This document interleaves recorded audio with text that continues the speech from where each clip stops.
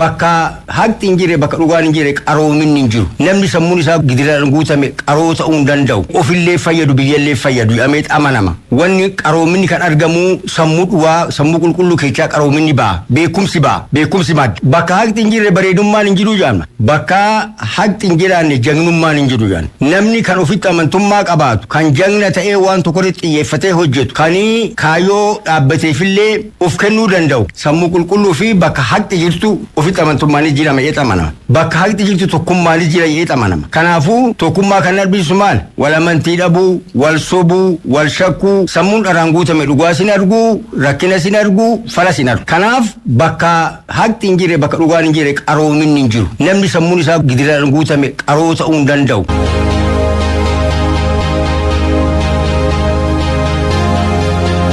marii biyyaalessaaf bakka bu'oonni hawaasaa fi qooda fudhattoonni ajandaalee marii biyyaaf fayyadan dhiyeessuu akka qaban komishinii marii biyyaalessaa Profeesar Masfin Arayaa hubachiisan. Komishiniin marii biyyaalessaa naannoo Oromiyaatti adeemsa ajandaa walitti qabuu Adaamaatti eegale Akaaluu Baqqalaa.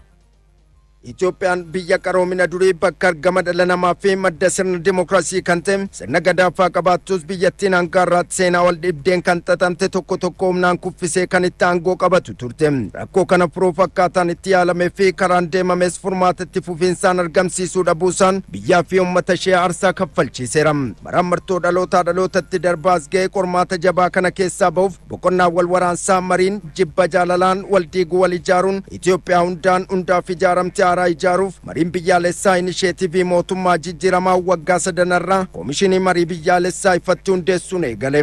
Mariin biyyaalessaa kun naannolee 9 fi bulchiinsa magaalota 2 keessatti mariin ajandaa walitti qabuu karaa milkaa'ina qabuun kan raawwate yoo ta'u bal'inaa fi baay'ina uummata isaan Itoophiyaarraa naannoo dursa qabatu Oromiyaattis mariin ajandaa walitti qabuu muddee 7 hanga 15tti turu Adaamaatti eegaleera. Sirnichis akkaataa duudhaa Oromootti eebba abbootii gadaa fi abbootii amantaan eegalame. Komishinarri olaanaan komishinii marii biyyaalessaa Profeesar Masfin Arayaa jalqabbii sagantichaa irratti argamuun bakka bu'oonni hawaasaa fi qooda fudhattoonni argaman walabummaan walqixxummaa fi wal dhaggeeffachuun ajandaalee marii biyyaaf fayyadan akka dhiyeessuu qaban himan. Dhimmi mari'achuun hin furamne akka hin jirre kan himan Profeesar Masfin Arayaan karaa qaroominaan waliin mari'achuun rakkoolee jiraniif furmaata waaraa kaa'uu qabna jedhaniiru.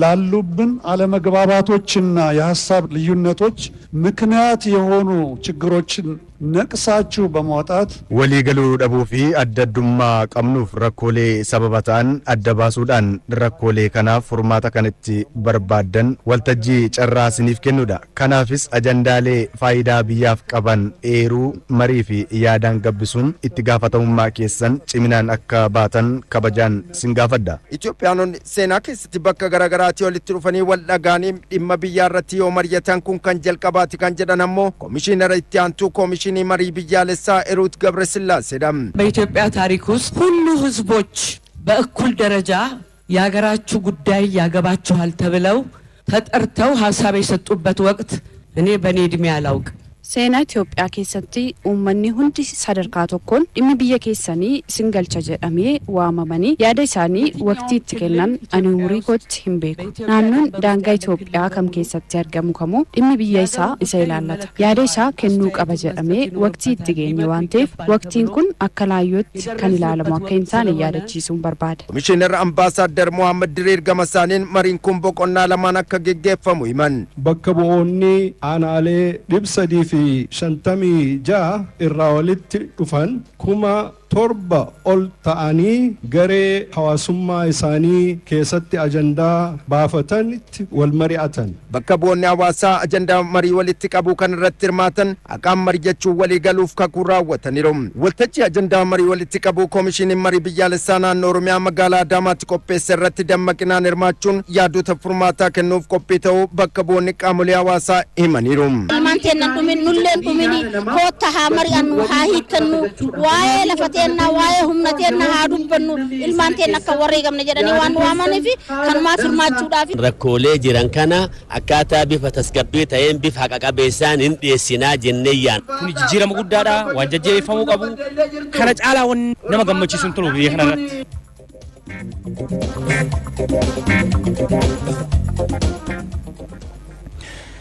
Akkanitti aanee dhiyaatus dhimma marii biyyaalessaa kanaan wal qabatudha. Mariin biyyaalessaa dhimmoota yaaddoo biyyaalessaa ta'an furuuf bakka guddaa kan qabu ta'uu muuxannoon biyyoota addunyaa rakkoo isaanii kallattii kanaan furatanii ni akeeka. Itiyoophiyaanis biyya sabaaf sablammoota hedduu ilaalchaa fi fedhiiwwan siyaasaa garaagaraa qabdu waan taateef yaadonni fi ilaalchonni akkasumas fedhii isaaniis akkasuma garaagarummaa waan qabuuf tokkummaa uumuu irratti rakkootu jira. Akkaataa rakkoon kun itti furamu irratti hojii bal'aan hojjetamaa jira. Kana keessaa tokko marii biyyaalessaati.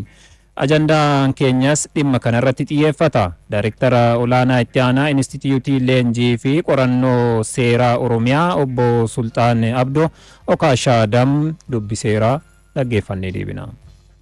Dursa ulfaadhaatiin hin jedha.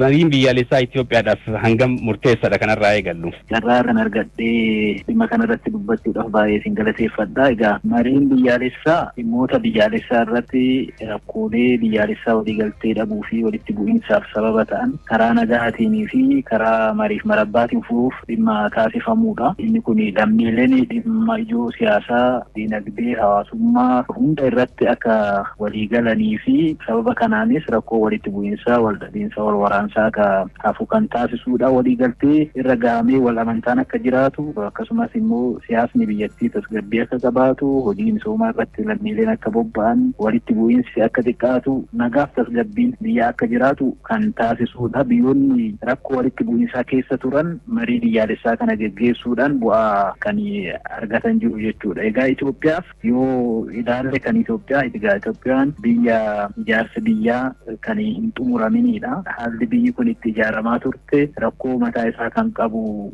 ture. Inni tokko olaantummaa, inni tokko gadaantummaa kan itti hammaatu, walitti bu'iinsa, wal waraansa wantoota akkasii keessa kan dabarsiteedha. Kanaaf dhimmoonni irratti walii hin galle hedduutu jira biyya kana keessa jechuudha. Ijaarsi biyya kanaa waan hin xumuraminiif dhimmoota hedduu kan irratti ammas rakkoo walitti bu'iinsaa, rakkoo ajandaa siyaasaa, wal waraansaa kan ta'anii jiran hedduudha jechuudha. Kanaaf biyya dhimmootni irratti waliin galin hedduu rakkoolee adda addaa qabdu waan taateef mariin biyyaalessaa kun rakkoolee akkasii kana sirreessuudhaaf, rakkoolee akkasii kana hiikuudhaaf biyyoota garaagaraa keessatti kan itti fayyadamanii fi kan hojiirra ooleedha jechuudha. Fakkeenyaaf biyya keenya yoo ilaalle dhimma heeraa irratti waliigalteen hin jiru. Tokko tokko heerri kun wabii keenya kan jedhu jira. Akkasumas immoo heerri kun rakkoo nutti uumeera warri jedhanii kaasanis jiru jechuudha. Soo keewwatoota heera mootummaa keessatti falmiiwwan adda addaa yeroo adda addaa biyya kana keessatti ka'u. Kanaaf isa kana irratti mari'atanii irratti waliigaluun baay'ee murteessaadha.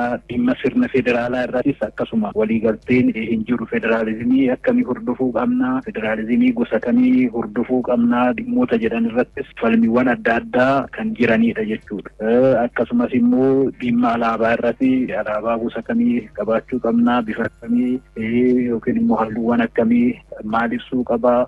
Wantoota kana hunda irratti walitti dhabiinsi garaagaraa jira jechuudha. Waliigalteen hin jiru. Heddummina wajjinis wal qabatee heddummina afaanii, heddummina aadaa akkasumas eenyummaa wajjinis wal qabatee iddoon itti falmiin irratti ka'u jira waan ta'eef dhimmoota kanneen hundaa fi kan kana fakkaatan hedduu wantoonni irratti waliin hin gallee fi madda rakkoo ta'anis biyya kana keessattis kanaan duras walitti bu'iinsa uumaa turan ammas immoo ajandaa siyaasaa ta'an jiru waan ta'eef isa kana hunda irratti mari'atanii kallattii tokko qabatanii irratti walii galanii biyya tokko ijaaruudhaaf dhimma murteessaadha jechuudha.